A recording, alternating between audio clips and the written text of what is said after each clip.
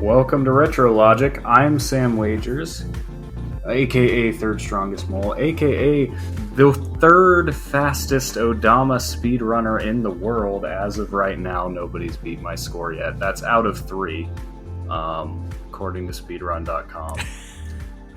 And I am joined by, as always, by John Cummins.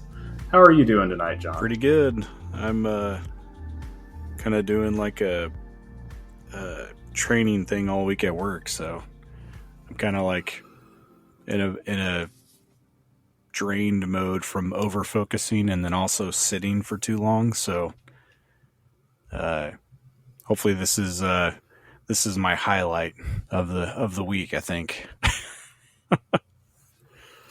Well, hopefully the rest of your week has some exciting and fun things to do too.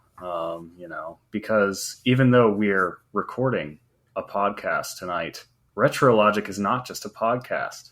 It's a whole community of retro gamers. We have an active, friendly, and free Discord. We have giveaways, contests, and a whole family of retro podcasts, including RetroGroove, a music history podcast, Filmlogic, a streaming and movie podcast, and On Topic Retro, hosted by John himself, a podcast dedicated to one video game per episode.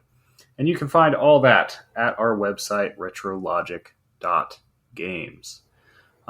Just a little bit of housekeeping around the whole RetroLogic family. I have been working on streaming on YouTube, on my YouTube channel, Third Strongest Mole, Mega Man Battle Network series. I am currently on Battle Network 4, Blue Moon, reaching close to the halfway point of the first go.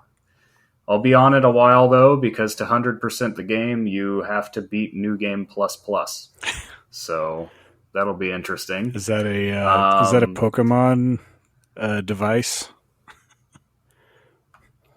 Pokemon? That New Game Plus Plus? No. Plus Plus? No. Just it's New Game Plus and New Game Plus again, And hey, I just did that with Armored Core 6 as well, actually. I 100%ed Armored Core 6. I got all the Steam achievements because I was just on a roll, so why not?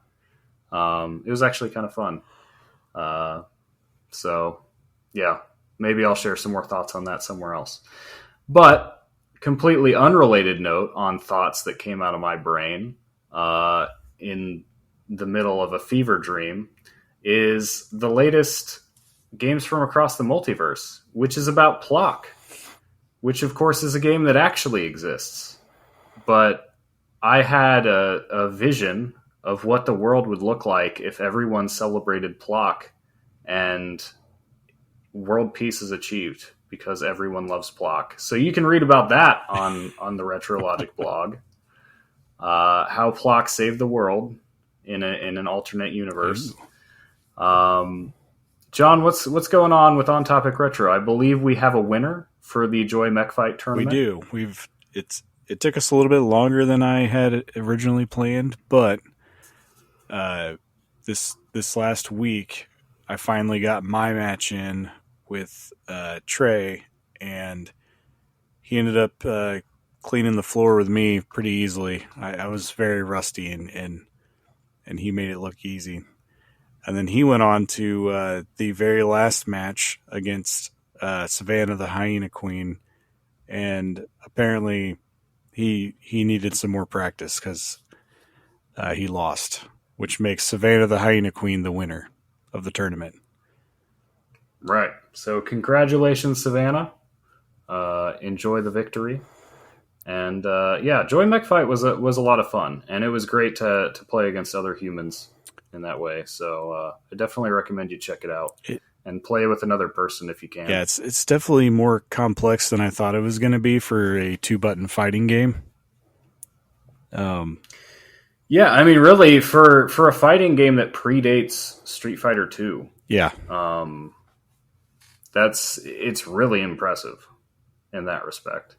Yeah, it was a lot of fun. I definitely learned some of the moves of the fighters, and definitely had a lot more fun with it than I originally thought. I mean, I figured it would be a good game, but I didn't think that the tournament would probably even generate as much as it did, but we had a pretty good time. Yeah. So also around the RetroLogic family of podcasts, we have Filmlogic's latest episode on Mission Impossible and fall movies, and RetroGroove's latest episode putting together a spooky October playlist. So you can check all that out around all the normal podcast feeds, or you can also find links to it at our website, retrologic.games, where you can also find things like the blog and like those playlists that RetroGroove puts out to accompany every episode. For sure. And with all that said, we'll move right along into some Prices Retro. Are you ready, John? Yes, I am. Got my list packed and ready.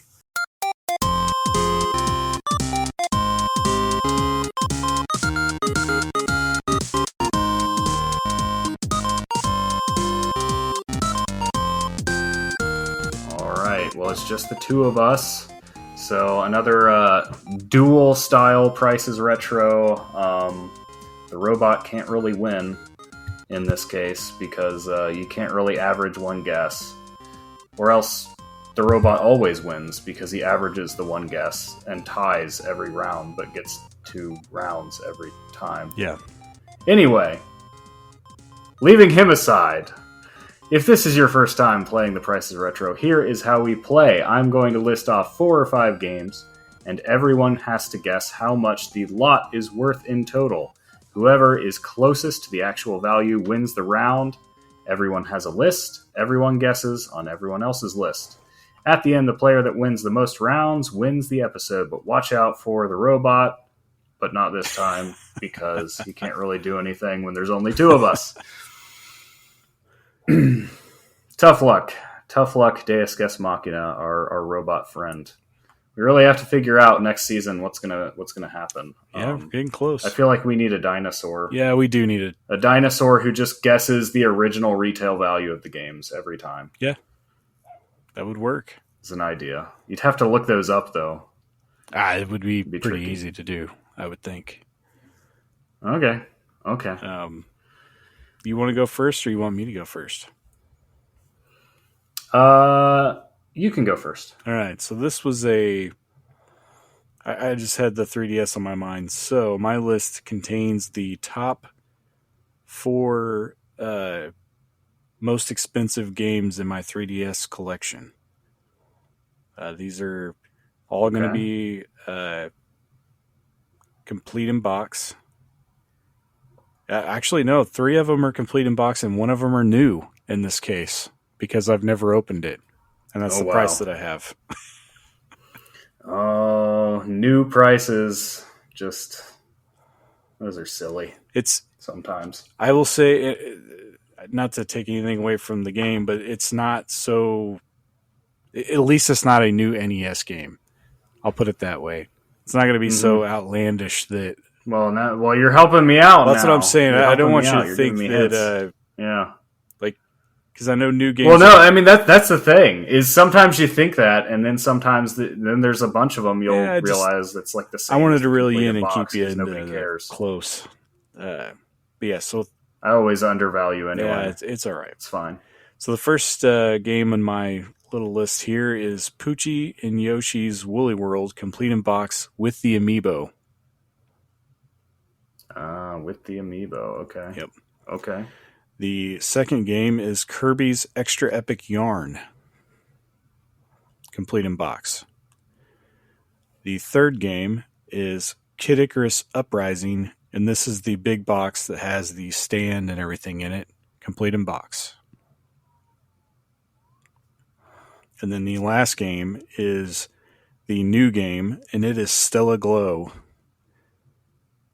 which is I believe it's an Atlas RPG. Yes, it is. Okay, I am going to guess 380. Okay. Let me put you in here. Let's see.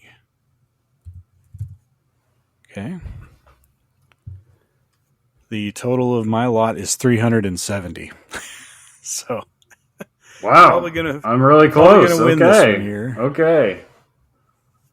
We'll see. $10 off. You got to come within $10. So you got to be single digits. Yeah.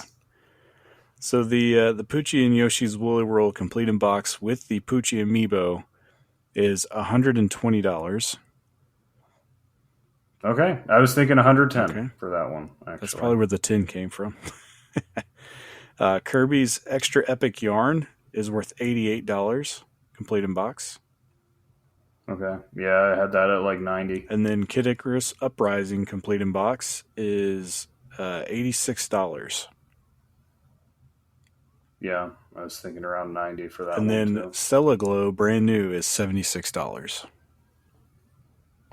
Okay, so that was a little high on that one, too. You were almost spot on, though. It's pretty amazing. Yeah. It's always interesting, too, because sometimes you get real close and you're like, I had no idea. Like, yeah, the one I thought was most expensive was the least expensive, you know. All right. So, pretty good value. I mean, it's outside the range I'd want to buy those games at today. Yeah, that's kind of what I was. But I had 3DS on the mind, and I know a lot of these games are kind of starting to shoot up pretty good. Along with those consoles. late releases, those Wii U ports like Yoshi, for sure. It's what you see in every system is those, you know, anything that came out after the Switch. I'm sure is going to be. Two of those are definitely post-Switch release. And then actually Poochie and Yoshi and Kid Icarus are pretty well. Kid Icarus is really actually kind of surprised Metroid Samus Returns. It's right there. I think it's probably like $60 maybe. It might have gone down though. Yeah, I think it had a Dread spike when Dread came out. So yeah, it's 73. All right. So my list is on theme for our topic this week, and it's all shoot 'em ups. So hope you're ready for some of that. Just kind of an odd assortment of them, different platforms. Starting off with Gradius 5 for the PlayStation 2. This is going to be complete in box. Okay.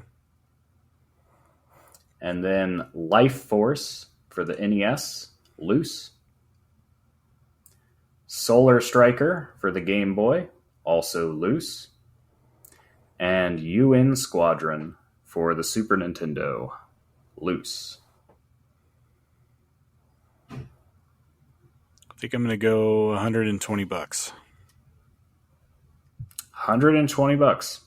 You are close, but you are not close enough. You are off by, let's see, $13.76.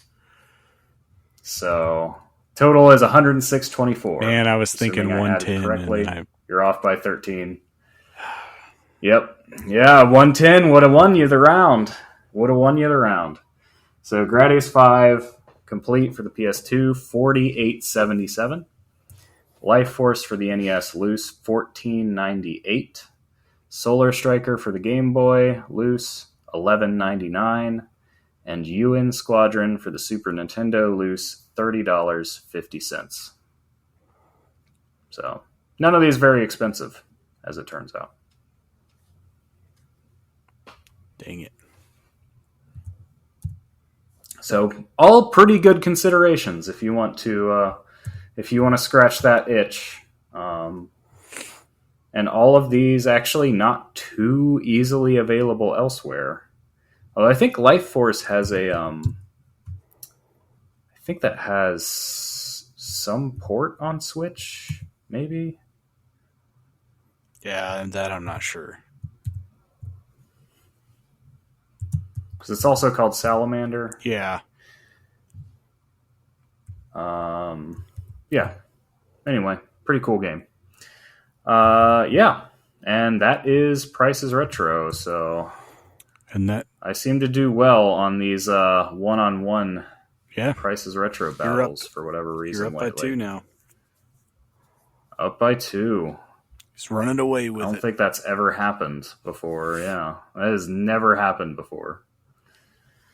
But yeah, times they are changing. Do you have a? Ooh, we have another list though.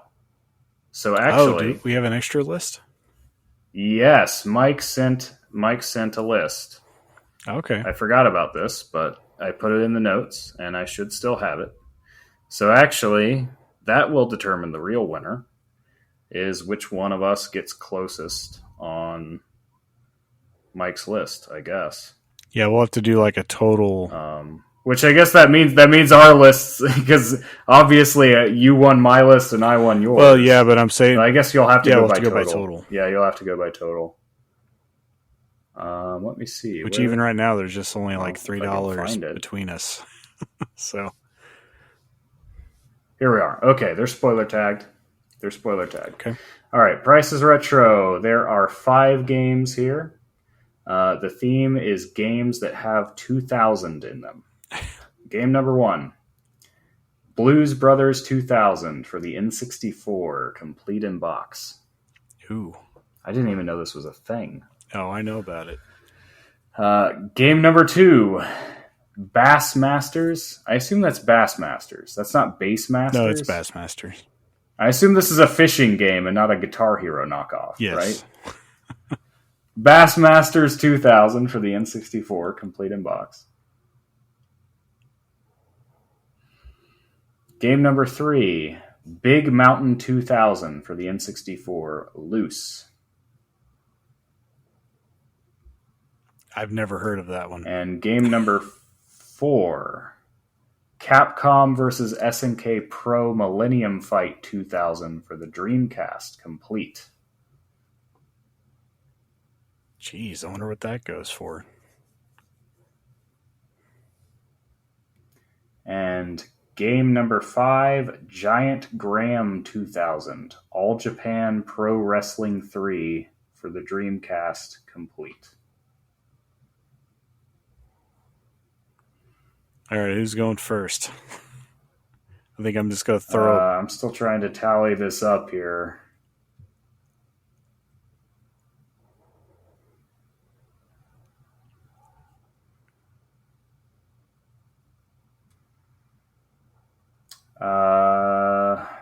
Who does go first? We don't have a good system for that. Let's see. I was looking to see if I had a coin around here. I don't know that I do. Well, I'll go first then, okay. since I have the lead. Okay, that works. I guess I'll go first. I am going to guess $365. Okay.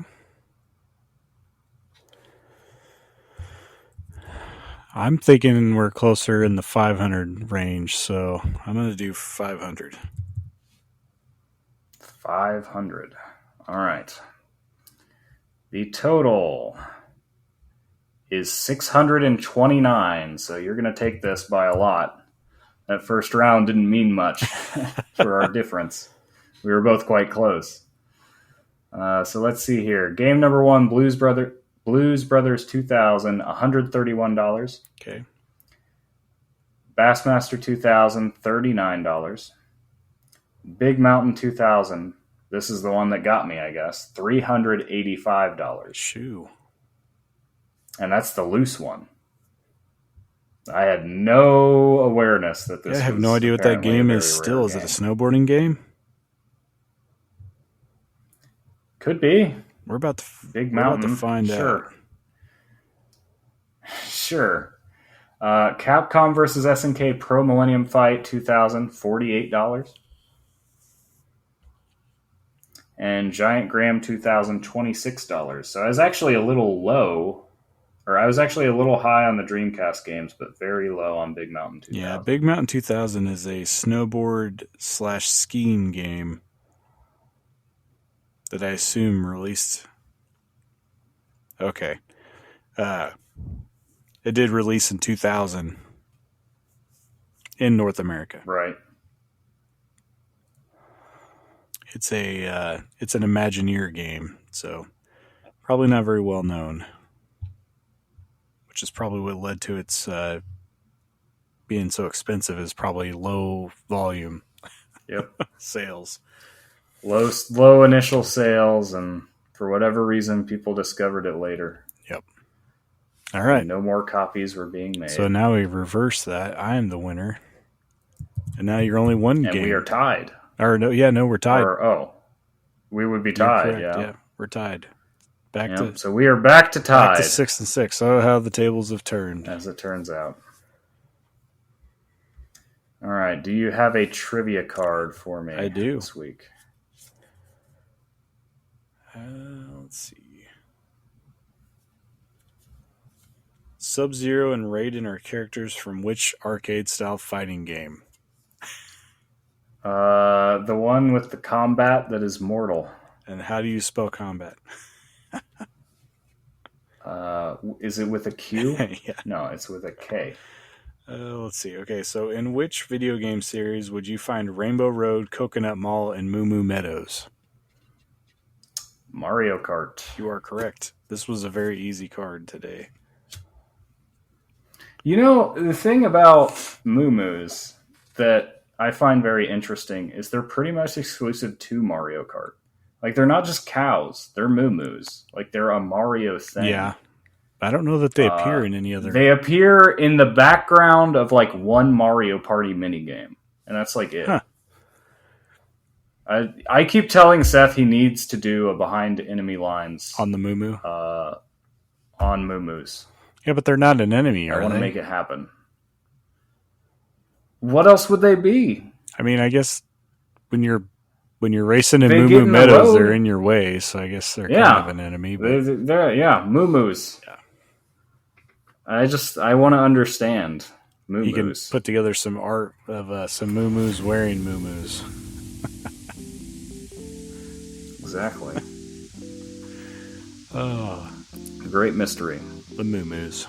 Well, that's it for the games this week. So we will take a little break and go right on to our show topic, which is all about shoot 'em ups or shmups. Shmuppies. So stay tuned, and we will discuss what the deal with those is.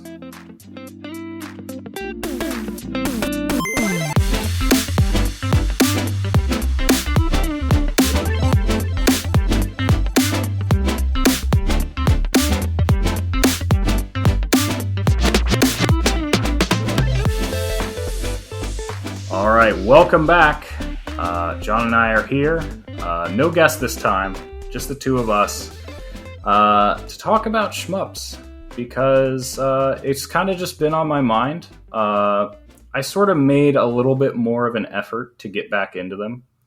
A lot of it because I bought a TurboGrafx 16 last year. TurboGrafx 16 Mini, I should say. Not the original console, but the mini console. And really just the kind of sunk cost fallacy of wanting to get the most out of it and looking through those titles and being like, yeah, that's what this system is about. It's about shmups. And I should learn to play them and appreciate them, because otherwise, why did I buy this thing? And the answer to that question, I guess, would be Castlevania Rondo of Blood. But... yeah, there's a lot to enjoy. And actually, even though it's not one that comes up a lot, the one that really hooked me was not Blazing Lasers, even though that's the one most people would probably think of first. I've heard a lot of people say Blazing Lasers should have been the pack-in game for the TurboGrafx instead of Bonk, because it's that good and because it's that keyed in to what that audience wants. But actually, Lords of Thunder was the game that I finished first out of all the shmups on the Mini. I really loved Lords of Thunder. I don't know if you've ever played it, John. I haven't. I have recently got a Mini from community member Eric Plunk, but I have yet to fire it up and play anything on it. But it's definitely one of the main reasons to get a hold of one is to play some of these harder to get shmups that are out there. Yeah. And I mean, there's plenty of other ones on there that are worth checking out. There's some I have first, but that was really the one that like made me want to play the others for whatever reason. I don't know exactly. I think some of it is number one, that it does not have one hit death. It actually has a health meter kind of thing. Pretty cool.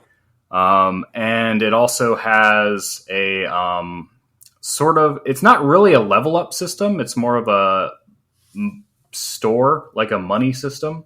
In between levels, you can upgrade based on spending money at a store to kind of buy upgrades. Most of them aren't permanent. Most of them you can lose, but you can sort of repower up between levels.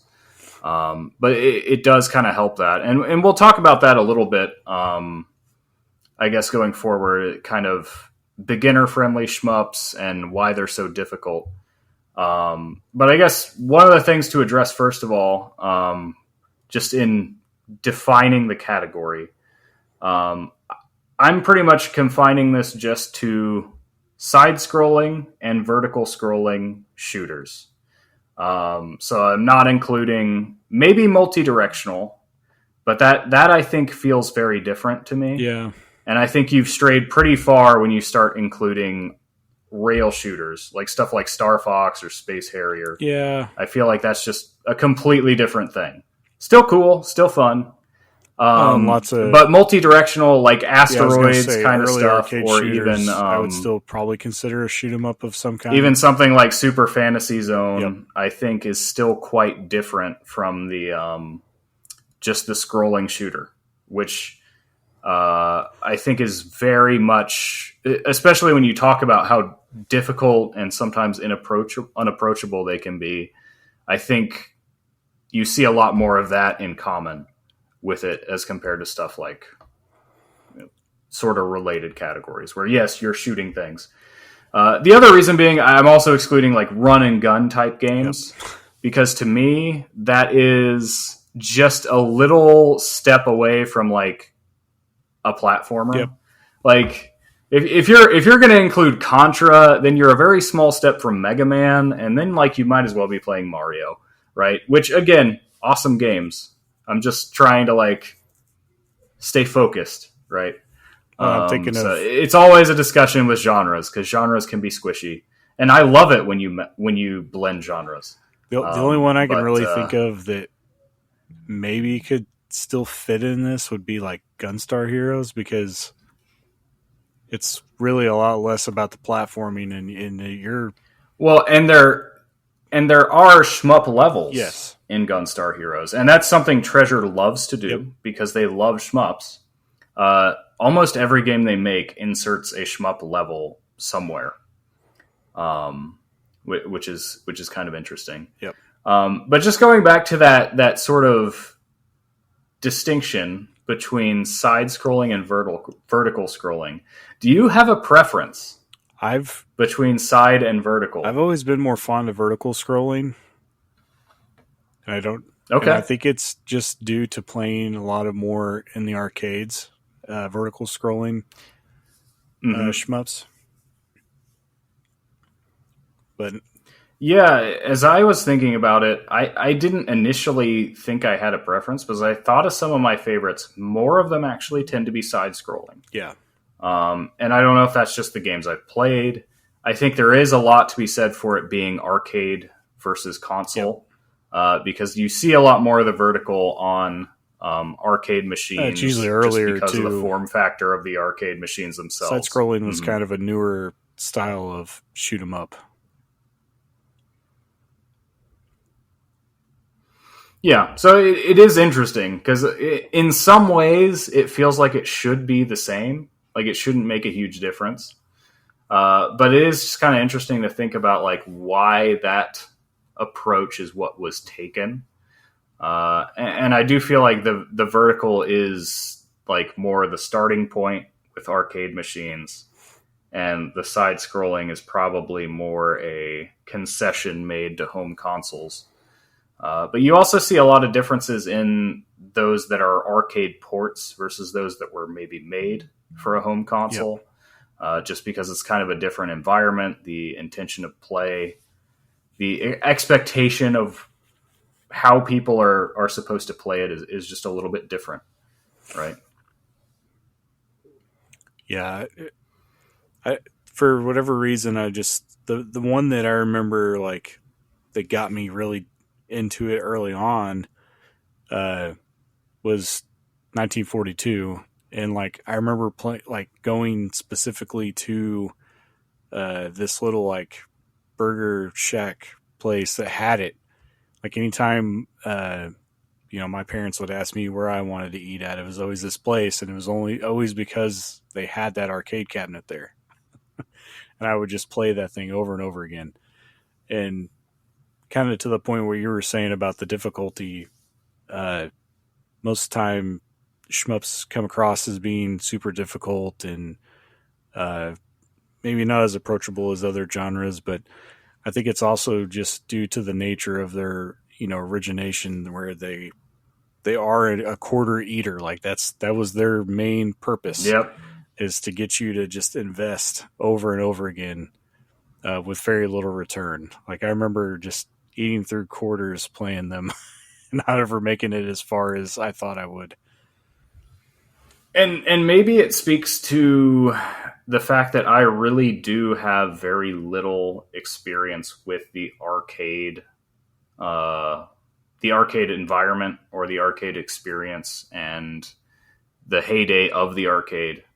Because even when I think about other genres like beat 'em ups, yep, a lot of my favorite beat 'em ups are games like Streets of Rage, which were made for home consoles. Yep. And I think because they were made for home consoles, they have a much smoother difficulty curve. Still a good bit of challenge, but you're intended to get through that game on one credit, and that's supposed to be a challenging but not unfair feeling experience, where sometimes the arcade approach is to really just ratchet up the difficulty by the end. Yep. To force that to force a couple extra quarters out of all but the very best players. They give you those first couple stages for free almost, and then it just punishes you to death.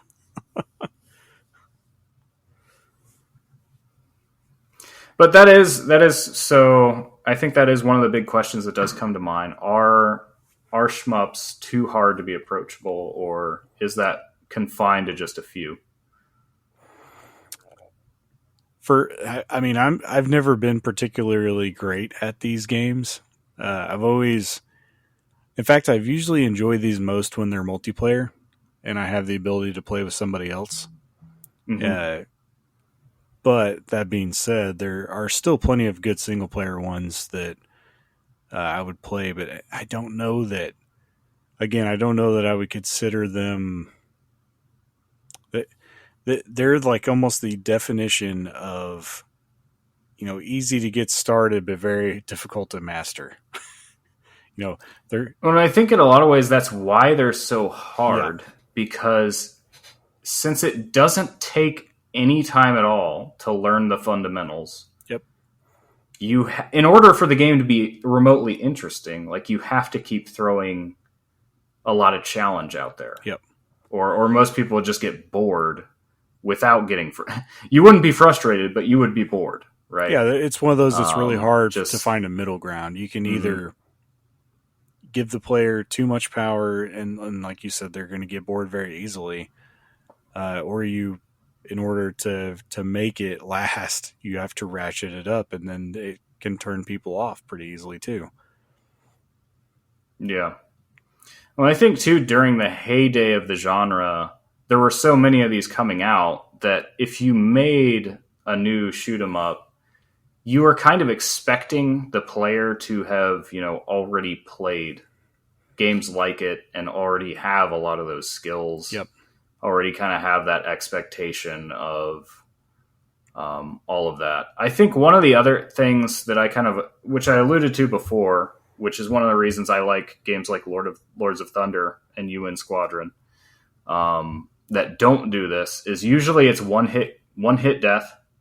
That's pretty standard in a lot of them. And you often lose all your power-ups on death. Yep. Which is just really frustrating. It is, and it can lead to a feeling in some where it's like you might as well hit the reset button, right? Like you get to an actually hard part of the game, you lose all your power-ups, and it was hard before. Now that you have no power-ups, it's impossible, especially games like, and this always bothered me about Gradius, like your speed is so low at the very start. Like you have to get those speed ups or you can't avoid anything. It feels like. Right. And so you lose that and it's like, what do I do now? But since it's the exception rather than the rule, the games that don't do that kind of stand out to me. Or at least the games that are a little bit more lenient about that. One of the things I've always liked about Solar Striker for the Game Boy is that when you die, your weapon just downgrades one level. It doesn't reset to level 1. It just goes down 1. And so it's pretty easy to bounce back from that, actually. It doesn't feel so punishing. And, that's a trait of a lot of just very retro games, too, is that, there was a pretty punishing death state, a pretty punishing game over screen. Things like losing all your power-ups is not unique to this genre. A lot of arcade games operate that way. Yeah, platformers, you're taught pretty early on that you're going to lose what you gained if you die.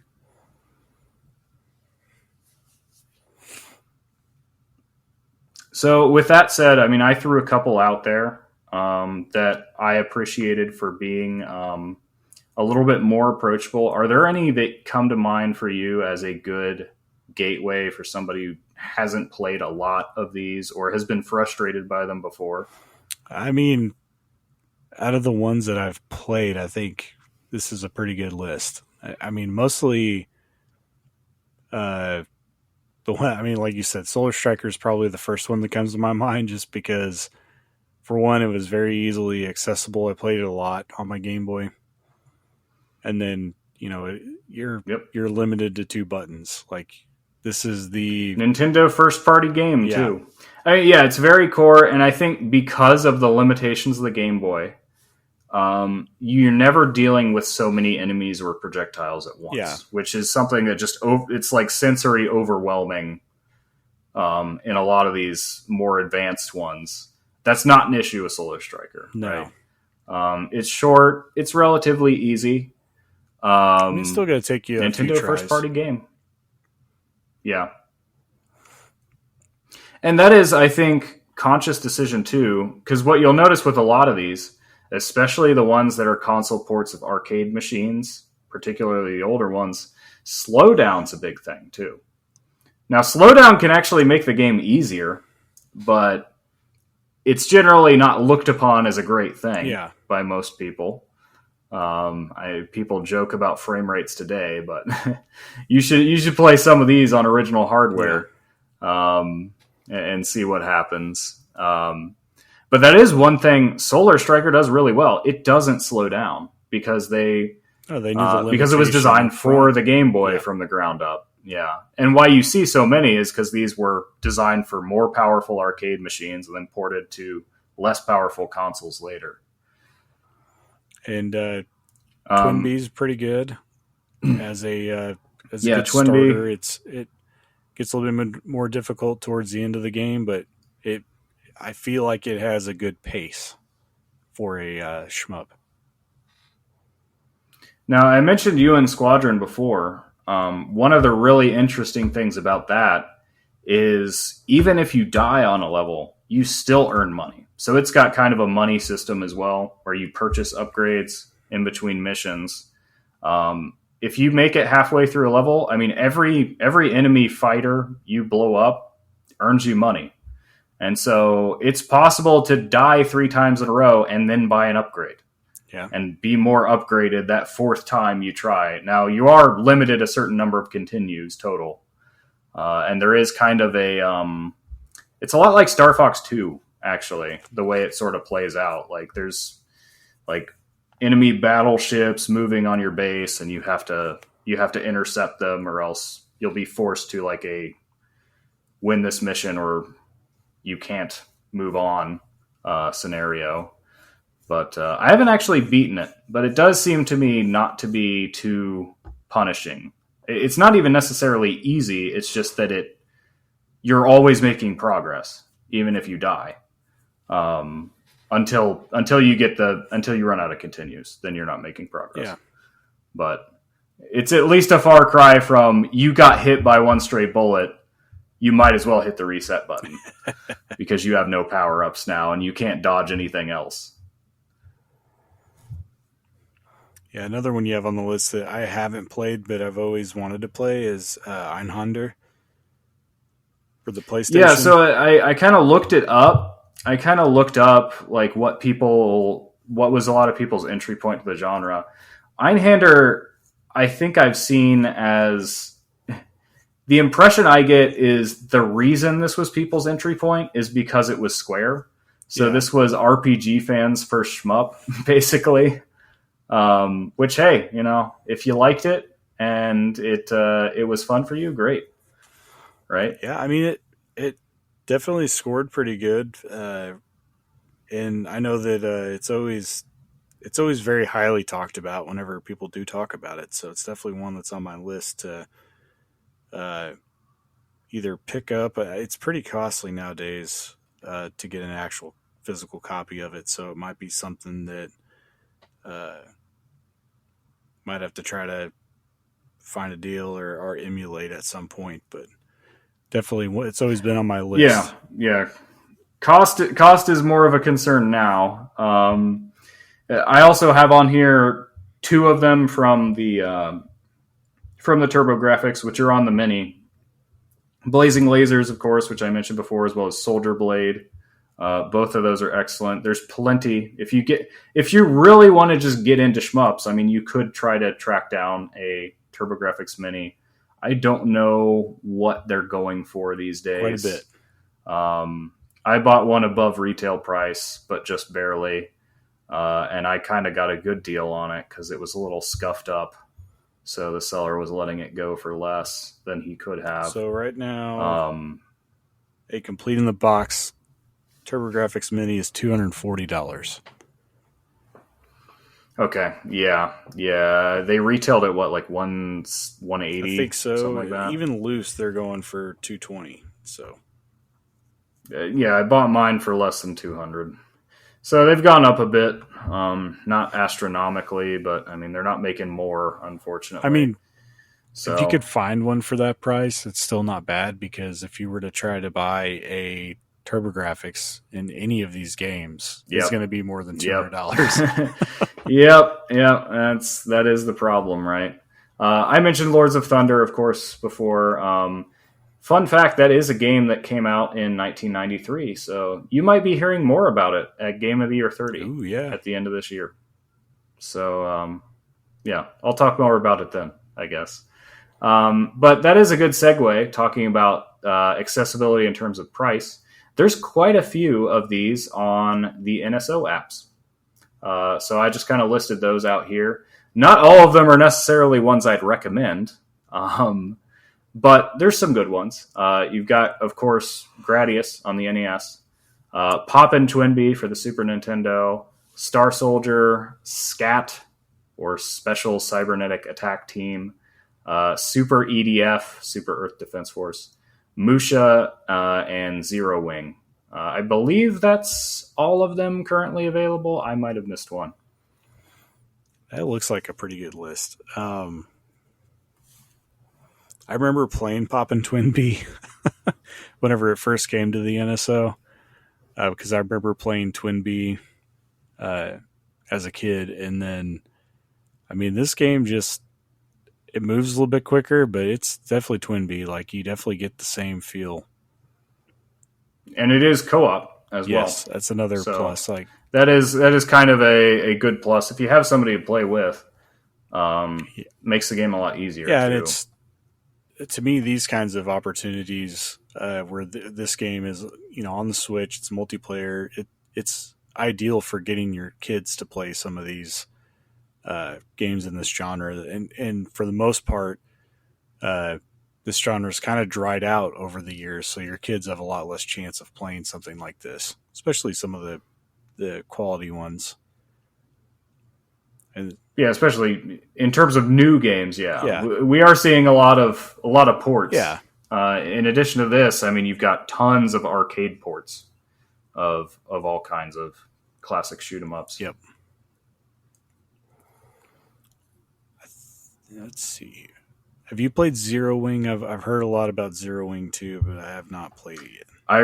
Everybody knows it for the memes. Yes. Somebody set up us the bomb. All your baser belong to us. Yep. I don't think I've actually played it. I played a little bit of Musha. Of the two on the Genesis app, I think Musha is better. Yeah, that's when I'm trying to remember if I've played Super Earth Defense Force before. I feel like I have. But some of these kind of blend together. They do. I mean, fly, pew pew, all of that.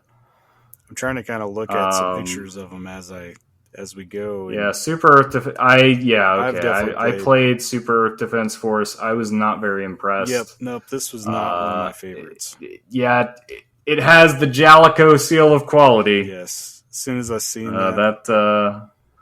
that tells you all you need to know, right? Yeah, and it's been brought back from the dead by hamsters. So, yeah, definitely might want to try a different one.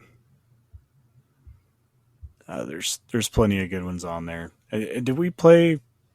I thought we played Special Cybernetic Attack Team for something on the Discord. Maybe it was on the Nintendo Dad's Discord. That had to be a while ago. Yeah. It might have been just on the Dad's Discord. It might predate RetroLogic. It might, yeah. So I was trying to think. I was like, man, this game also sounds familiar. And I feel like we played it for a contest or something. Yeah, one of the old. Oh yeah, I definitely remember one of the old this monthly game. mayhems. I remember the box art too. It's got like a Space Rambo on the front. Yeah.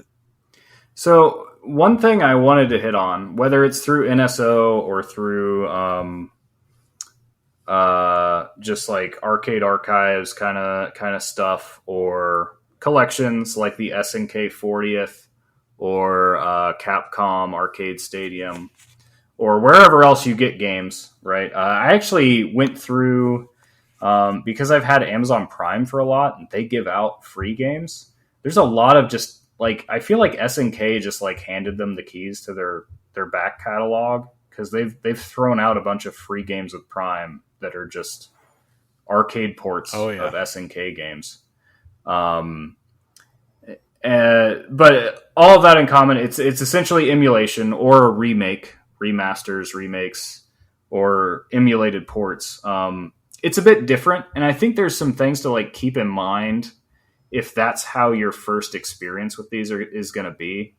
One of the most obvious is controllers. If you're playing a game that was designed for the arcade, because some of these don't have the ability to hold down to fire, they expected you to just mash that button. And if you're doing that on a little controller with a thumb instead of a nice big arcade machine button, your fingers are going to cramp fast. These were the games that inspired NES controllers to have turbo functionality.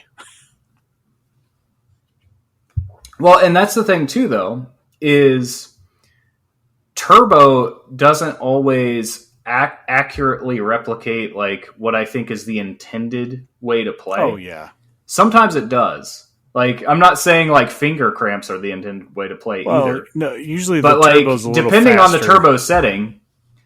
Yeah, but like depending on your turbo settings, like it could be way faster than humanly impossible, way faster than the game is designed to be. That's what I was going to say. Usually it is faster than you're supposed to fire at. Yeah. But I'm saying this is what... Because Turbo sort of becomes a little bit of an easy mode, yeah. you know? But I mean, that's why they made those controllers back in the day, was for games like Shmups where... Yeah, it was a cheat code, yep. Right? In some ways. So, like, it is interesting. And that is where I guess the ultimate preference would be, instead of playing with Turbo, to get like a modern remaster that actually says, okay, we're going to put in a way to hold down to fire, but it's going to be reasonable. It's going to be replicating what you would be able to comfortably do on an arcade machine. Yep. Not, one shot fired per frame. Yeah, or right? You can just buy an arcade stick. You can buy an arcade stick. Those are expensive. This is true. That's what you're trying to avoid. Good luck. Now, I do have one. It's true, and it works on PC, and I have a dongle to make it work on Switch. So let's get to this third list of what I would probably consider the grails of. Well, so yeah. We'll get to that, but I did one other thing about playing modern, I think, and this goes for a lot of things too, but I think it goes especially for shmups because you have that instant death. Yeah. For a lot of them, is using rewind. Ooh, yeah, I didn't even think about that. In a smart way, because most of these are going to have it available. You're playing on ISO, but like it's just a standard feature for ports of old games these days. And maybe other people have different thoughts on this, but I would say like use it sparingly. Like I'm not going to tell people don't use it. You're not really playing the game if you're using rewind. But I think there is a point where not only do you sort of like cheat yourself out of actually learning the game, but like you can actually frustrate yourself more. Like if you get hit and rewind back, 3 seconds and get hit by the same thing, like that's not how these games were meant to be played at all. You weren't supposed to and my best point of comparison, if anybody else has played Punch-Out with rewind enabled, you also don't want to do that there. So what I did when I played through Punch-Out the first time on the NSO app, because I'd never played Punch-Out before then, actually, I made a save state at the start of a fight. And if I didn't like how my fight was going, or if I lost, I reloaded the start of the fight. That's how I played it. Now, obviously, the original game, you couldn't do that. The original game, you got knocked out, you went back to fighting Glass Joe all over again. But I found that helpful. I felt like that way I was just skipping fighting Glass Joe again, right? Which I knew I could do, rather than that. And I think it's even more the case with some of these shmups with, accruing power-ups and not dying and losing them is like the whole gist of it. Sometimes you do need to go back further, get better at level 1, get all the power-ups, and then level 2 suddenly isn't so hard. But it's and I won't, obviously I'm not the rewind police. Play games how you want to play them. I'm just throwing out there, like, what I have found playing myself is that using rewind too much is both unfun and actually more frustrating. Yeah, on these types of games, it could definitely be more frustrating because you might rewind into a situation that isn't any better than your current one for sure. You might get hit by something else that you're not paying attention to at that, because all those are in the moment. I would say situations are all reactive. What I found is the same approach I used for Punch-Out seems to work really well. Yeah. Just save at the start of the level stage, so that you never have to repeat a level, but start the level over from the start. And I would prefer most of them were actually designed that way, and that would be better. Obviously, some of them weren't. I think just start the level over when you die instead of starting the whole game over takes the edge of that difficulty off without removing you too far from the intended experience.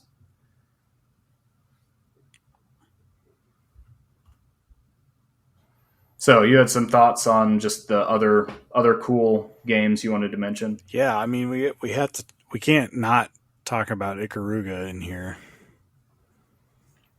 Mm-hmm. It's the king. It is the king, and it's kind of crazy that we're now, we're probably 20 years removed from it, and there still hasn't been another. Well, and it's interesting to go back to the kind of arcade versus console debate, because I remember seeing interviews where the creator of Ikaruga said he actually thought it did a lot better as a console game than as an arcade game, because it was harder to learn, because you have this additional element of switching your polarity that just wasn't as easy to pick up. Like you said before, they're easy to learn and hard to master, and Ikaruga was a little bit harder to learn and even harder to master. Yeah. So it didn't do quite as well in the arcades. And the arcades were also kind of declining by the point it came out, too. And it was a successor to Radiant Silvergun, which I think we just recently got a port of, right? Yeah, there's a port of it on the Switch. It's actually like the last recorded thing Treasure did, which is really just licensing it. Yeah, basically, yeah. But that's another one that definitely in high regard. I believe I did play it, but I definitely haven't put as much time into it as I would like. I know it's one that Adam's always speaking pretty highly of. I believe he had it. Yeah, I haven't actually played Radiant Silvergun. I probably should. Yeah. But I mean, there's just so many, and I mean, especially with all the different sequels to a lot of these other arcade style ones with Gradius and Darius and Raiden and R-Type. I mean, how many different R-Types have we got? And they all... I can't even keep track. I can't either. I think I've played R-Type, but I don't know which one. I believe it might be Super R-Type because it's on the Super Nintendo. I was trying to remember which one I had. I have one for Game Boy Advance too, I believe. But those types of games, it is Super R-Type is the one I was thinking of. Super. Those games always seem like the same game to me. Like if I honestly feel like it's just a Well, I think some of them are yeah. Some of them are essentially a remake of the original, right? I believe so. Yeah. So the other one that I have is R-Type 3 on the Game Boy Advance, and let me tell you, this game is not great. Definitely not the one to write home about. I don't know. I've never, out of all the older side-scrolling shooters, like I think R-Type is like my least favorite. I definitely lean on it a lot less. And then I recently played some of the Cotton series through, oddly enough, the Nintendo dads getting codes from the re-releases for Switch. And one that would not have made this list because we didn't. No, the Cotton series is they're the ones that coined the term "queued 'em up," right? Yes, I thought so. But the last one that I played was the Panorama, and it is a rail shooter on the Mega Drive, and that game is hard. Like it's hard to tell where you are in relation to things that are coming at you on the screen because it's not quite as tight as Star Fox. And right. even though Star Fox is a rail shooter, you still get a lot more freedom to move around in the space that you're given. This is basically you get a box inside your screen, and that's your limitations. And it is rough. Like, it's really hard to tell where things are at. But the other, the more shmup style versions of Cotton are really good that I've played. I actually have enjoyed them. Yeah, I've heard good things about them. Also, in this sort of cute 'em up subgenre is Twinkle Star Sprites. I don't know if are you familiar with this one? No, I've seen it, but I didn't know. So Twinkle Star Sprites is very interesting because it actually does to the shoot 'em up genre. It basically layers onto it the same approach as versus puzzle games. So if you've played stuff like Puyo Puyo or Panel de Pon or Puzzle League or Tetris Attack, where clearing lots of rows at the same time will send garbage blocks to your opponent, or like Super Puzzle Fighter 2 Turbo, stuff like that. There were a lot of these back in the day, like versus puzzle games. And yeah, this one looks like this is genius. Twinkle Star Sprites is basically that with a shoot 'em up instead of a puzzle game. So clearing waves of enemies will actually send either additional enemies or like additional projectiles over to the opponent who's on the other half of the screen. And there's like a whole story mode where you're doing that against AI characters, but of course there's a versus mode as well. It's actually a ton of fun. So I'm surprised it didn't maybe catch on more. But this is of course an SNK game, so how many people had a SNK system, I guess. Man, it looks really cool. But this is one of those I got free from Amazon, so I booted that up and played it a week ago. It's also on the Switch, just for fun. It is it's on the Switch. There you go. Yeah, it's Arcade Hamster. Yep, one of the hamster ones. And it's it's like $8, but it definitely looks like it's worth. Now, does that have like an online versus? That's worth it if it's online. That's what I was trying to find out here. I'm sure you can local versus. I don't even know if it would say it anywhere. Single system, 1 to 2 players. Single system. No online. Yeah, that figures. I just had to get down far See, enough. this is why this stuff needs to like come to NSO so that it has the online built in. Yeah. You don't have to hope that somebody reinvents the online every time. Oh well. One day. Maybe. NSO SNK app, why not? Yeah, I'm definitely I believe I have this game on Amazon, kind of like what you said. I might have to fire this up after we get off here. Yeah. There's also the like subgenre, I guess, that just leans into being excessively weird or humorous. This is where we get the whole Parodius sub-series, as well as Cho Aniki, which you can also play on the TurboGrafx Mini. Nice. Just, I guess they caught on that all these little spaceships flying around and shooting lasers started to look the same. So, you had Cotton come in and be like, let's make a cute little witch on a broomstick. And then Cho Aniki comes along with, let's make some muscular dudes flexing everywhere, and Parodius everything. Just everything is an enemy in a shmup now. That is a weird game. Huh? I'm just looking at some screenshots of it. I had never heard of Parodius. I think most of them did not leave Japan, for what it's worth. But yeah, that makes sense. It is Konami just saying, you know what? Whatever makes us laugh, let's put it in the game. Definitely see that. I'm going to look up the other one, the Cho Aniki. Oh, Cho Aniki is very it's something. That is definitely different. Yeah. There is, if you read up on the lore for it, it's pretty wild. Huh? Yeah, that's different. I don't even know what to think about that.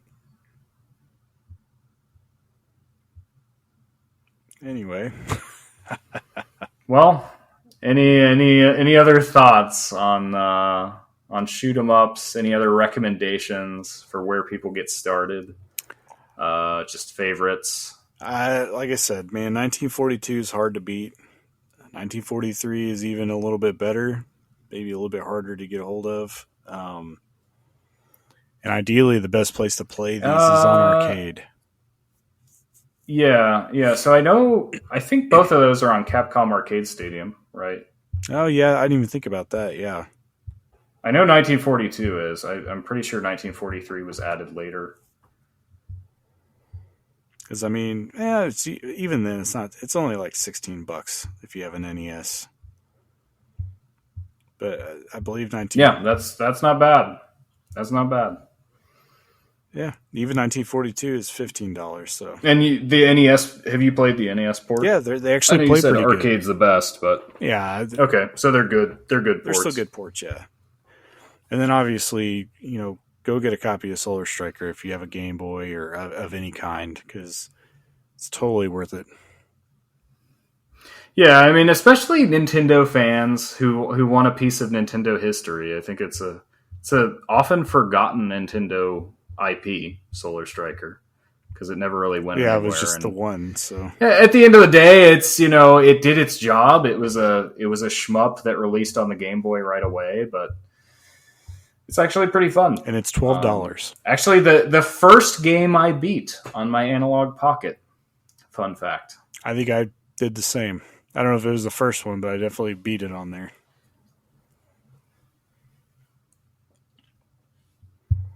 But yeah, no, go play some shmups. There's definitely some good ones out there and plenty of opportunities.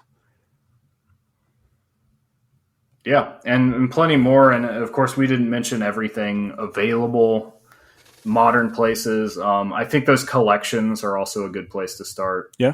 If you're not willing to hunt for a Turbo Mini, I mean, you can get a lot out of Capcom Arcade, SNK 40th, or even just miscellaneous arcade archives kind of stuff. Yeah, I don't remember. There might be some on the SNK collections too, for the Switch. I can't remember. I'd have to look. I know the 40th anniversary collection has several. Yeah. So with that said, I don't think we have any community couch this week, but you guys let us know your shmup recommendations and we will share them on the next show, or any of your thoughts, experiences. We love to hear about that, whether it's on the whether it's for the show or not. We just love to hear about it because hanging out in Discord is one of the best things about this whole thing, really, is hearing from all of you. It's where it's at. So send that along. And with that said, thank you for listening to the RetroLogic podcast.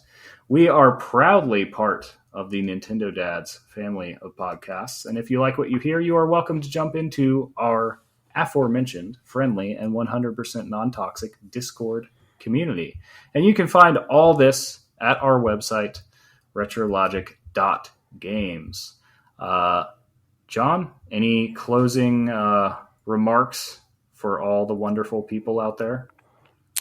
Stay tuned for more episodes, and also here soon we should be doing the episode on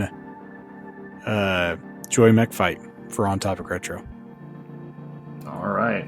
I already mentioned it once, so before you know it, it'll be time for Game of the Year 30. It will, yeah, just a couple months. Get ready for Plok to sweep every category. I'm not joking. Yeah, it's still Ploktober after all. Plok's coming up, and it's still Ploktober after all. We got a whole 7 days left of it. No. And with all that said, good night. Bye now.